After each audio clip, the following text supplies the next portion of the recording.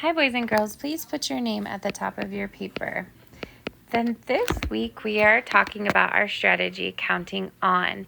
So we're going to start with our first few problems and practice counting on with our objects. So we say the name of the number and then we count on how many objects we have.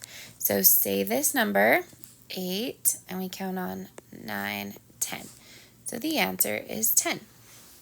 Now let's try it on the next one. We're going to say the name of the number and count on 6, 7, 8, 9. So the answer is 9.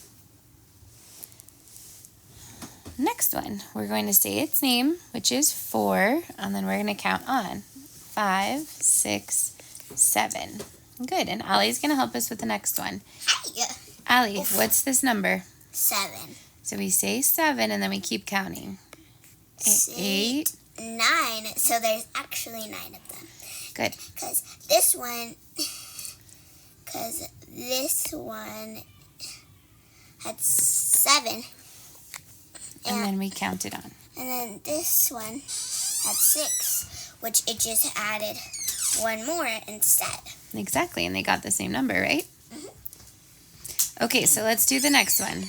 5, 6, 7, 8, 9, 10. So then we have 10 is the answer. So it's going to be the same on the next one because we have this one. We say the name 9 and we do one more, which is 10.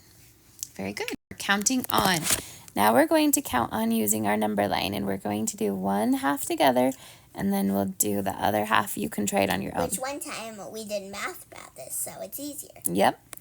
So when we are counting on using the number line, we start on this number and we count on those numbers. So put your pencil on 7 and count on 2. 1, 2. So the answer is 9.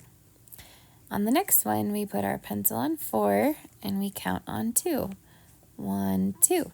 So that is 6. On the next one, we put our pencil on 8 and we count on just 1. So we stop on 9. Now, I don't think we need our pencils our number line for the next one because it's 0 plus 9.